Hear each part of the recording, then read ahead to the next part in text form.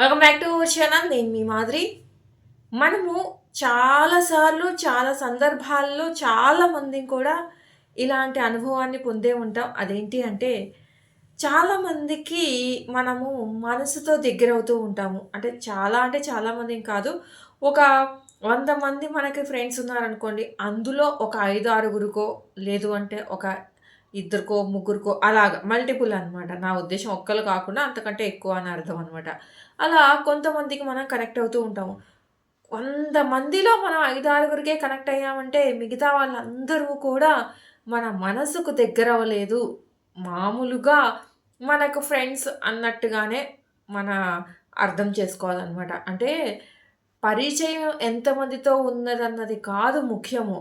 మన మనసుకి ఎవరు దగ్గరయ్యారు అనేదే ముఖ్యం. ఎందుకు అంటే మనం చాలామంది మన చుట్టూ ఉన్నా కానీ అన్ని విషయాలు అందరితోనూ షేర్ చేసుకోలేము.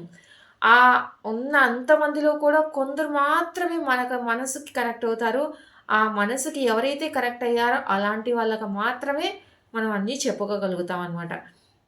సో, కాబట్టి ఎంతమంది ఉన్నారు మనతో అనేది ముఖ్యం కాదు.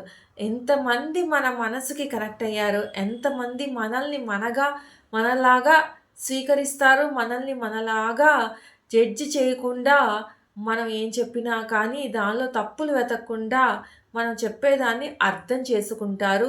మన మనసుకి దగ్గరవుతారు అనేది ముఖ్యమనమాట.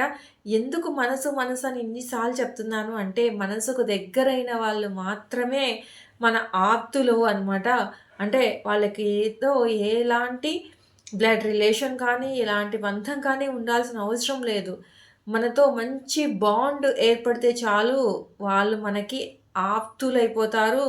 బ్లడ్ రిలేషన్ ఉన్న వాళ్ళకంటే కూడా ఎక్కువైపోతారనమాట. సో, ఎప్పుడైతే మన లైఫ్‌లో అలాంటి వాళ్ళు తారసపడతారో, అలాగా మనకు చుట్టూ ఎంతో మందిలో ఒకళ్ళలా కాకుండా, మన మనసుకి దగ్గరయ్యే మనుషుల్లాగా మనకి కనెక్ట్ అవుతారో, అలాంటి వాళ్ళతో విభేదాలు పెట్టుకోండి. అలాంటి వాళ్ళతో తెగదెంపులు చేసుకొని, మీ లైఫ్‌ని మాత్రము ఎవరూ లేని ఏకాకిలాగా మాత్రం చేసుకోకండి.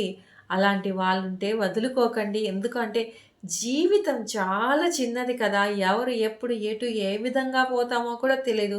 అలాంటి చిన్న జీవితంలో అట్‌లీస్ట్ మన కోసం మనమంటే ఏంటో తెలిసిన వాళ్ళు, మన ఆప్తులు ఒక్కరన్నా ఉండాలి కదా!